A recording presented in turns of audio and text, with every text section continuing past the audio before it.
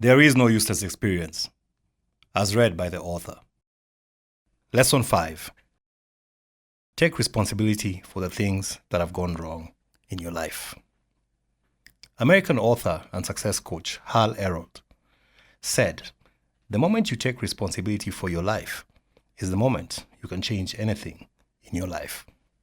The announcement came over the intercom that asked us to prepare for landing.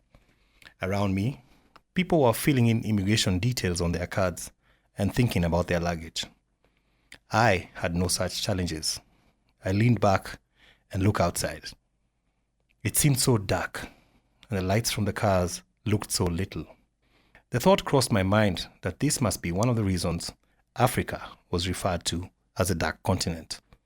It was indeed lacking in light, compared to the American cities I had spent the last 5 years in and out of. Right on schedule at 2200 hours, KLM Flight 565 touched down at Jomo Kenyatta International Airport, bringing with it yours truly, decked in nothing more than shorts, a t-shirt, and an overcoat provided by the Rush City Correctional Center. I was back home, and it was scary. The last 14 hours or so had been a blur.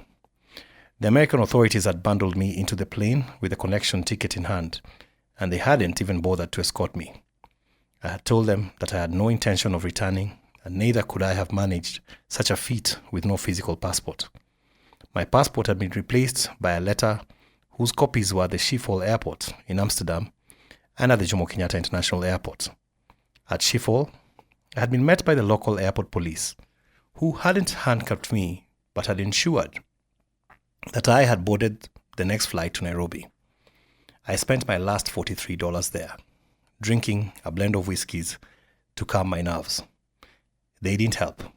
My brain was not responding to the alcohol. On the flight home, I was that guy who air hostesses dread, the one who keeps them on their feet with endless requests for alcohol. Eventually, one got so exasperated that she handed me a bag full with 12 small whiskey bottles inside. "Finish those if you can," she said, as she walked away.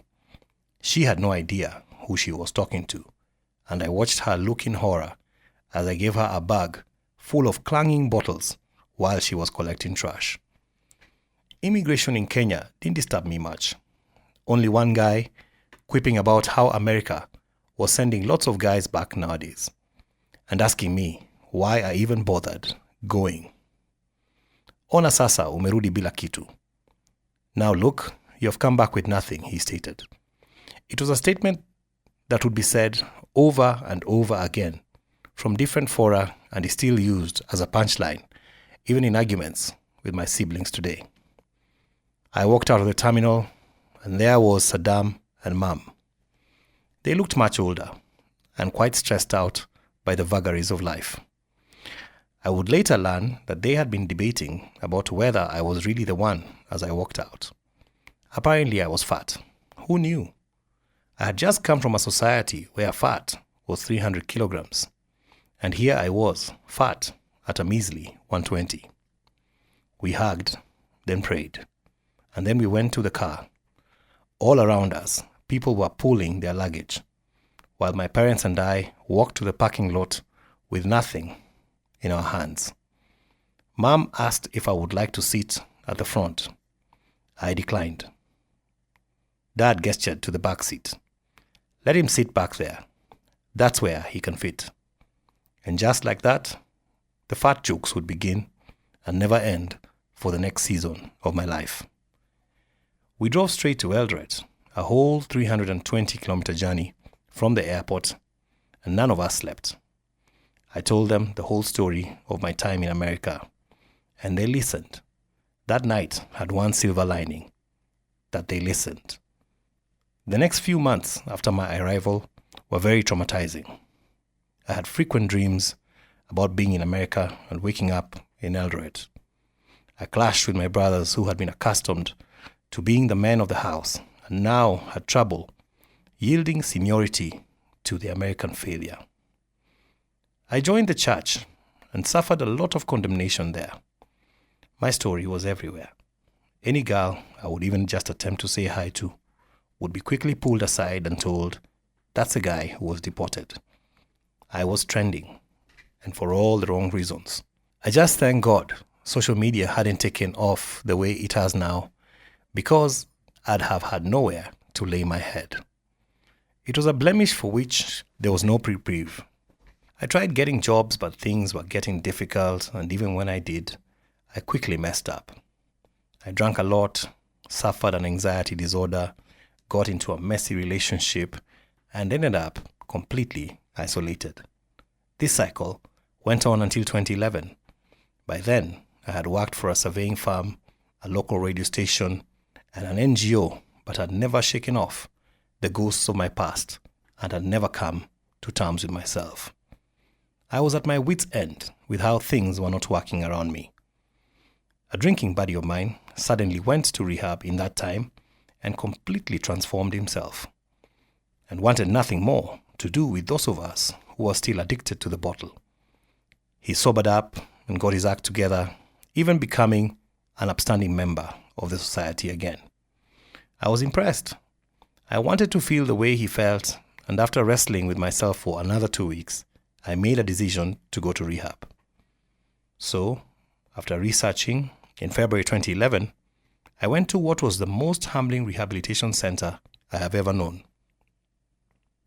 It had no running water, no stable electricity, the toilets were pit latrines, and it had people there who I believed were worse off than me. I ran away the first night in protest, wondering why I would want to subject myself to such gloom and doom. After a night of self-examination, I made up my mind to try again. After all, what I was doing was already not working. I went home and had a conversation with my mom, who jumped at the idea and was very supportive. That afternoon, I returned to the rehab to start a 3-month program. It wasn't even just the drinking that I ended up dealing with. It was my acceptance of who I was and how I had ended up where I had ended up. It was a candid look at my life's choices and taking personal responsibility for every decision that I had ever made that had led me to where I was. It was in Haven Recovery Center that I finally found God for myself, contended with Him, and got to know a God who loved me and wanted the best for me. It was there that I knew for sure He exists. I am forever grateful for the 92 days I spent at Haven Recovery Center, and to Pastor Rono and his wife Navy Rono for starting it. I'm also grateful to my late friend Vicky Cones, who was then a counselor there. She was actually more of a sister than even a friend. She was an anchor in a dark moment, and I pray that she is in the bosom of Abraham for her works. These precious folk opened me up to a new worldview. Saddam never showed up. He was fed up with my stance, and this to him was just a new one. My friend Jack Okwiri was a consistent visitor at the rehab center, along with my mom.